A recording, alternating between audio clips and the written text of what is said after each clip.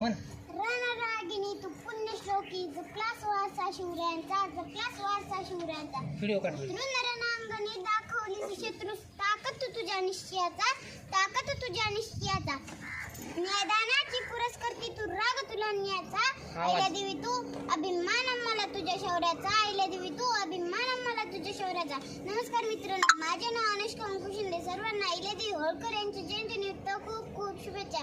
त्यागाला लाज वाटावीत का महान त्याग तुझा त्यागाला लाज वाटावीत का महान त्याग तुझा तुझ्या त्यागाने जगा झाला अभिमान मालेकरांचा तुझ्या त्यागाने जगा झाला अभिमान मालेकरांचा। जेव्हा जेव्हा समाजामध्ये अन्याय अत्याचार अधर्म वाटतो तेव्हा त्याला संपवणारी शक्ती या जगात जन्म घेतेच आणि तेच घडले।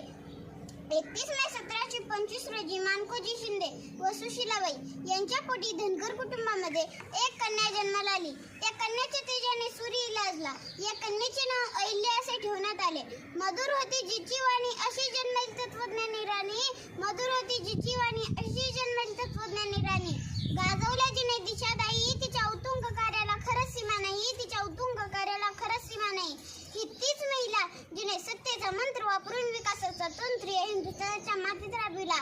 ही तीच अहिल्या जिने चूल आणि मूल या समाज व्यवस्थेला झुगारून देऊन एका हातामध्ये शस्त्र आणि दुसऱ्या हातामध्ये शस्त्र घेऊन तब्बल 29 वर्षे आदर्श राज्यकारभार केला। अहिल्यादेवींना लहानपणापासूनच तलवार चालविणे व युद्धकला या गोष्टींचे शिक्षण दिले जात होते।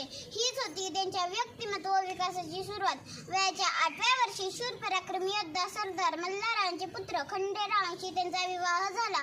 खंडेराव हे देखील शूर पराक्रमी योद्धा होते, परंतु लढाईमध्ये त्यांना वीरमरण आले।